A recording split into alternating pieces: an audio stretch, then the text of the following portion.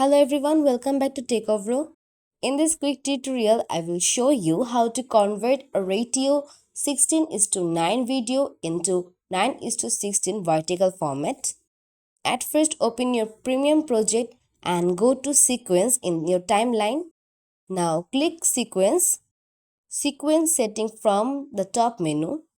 Now under the frame size, change the horizontal value to 1080 and the vertical value to 9020. Now click OK, and if Premiere asks to adjust preview setting, just click OK again. Now select your video clip in the timeline, go to Effect Control Panel, and under Motion, adjust the scale and position to center your subject properly in the new vertical frame. And that's how you have successfully changed your video from 16:9 to 9:16. If you all like this video, please like and subscribe to our channel. Thank you.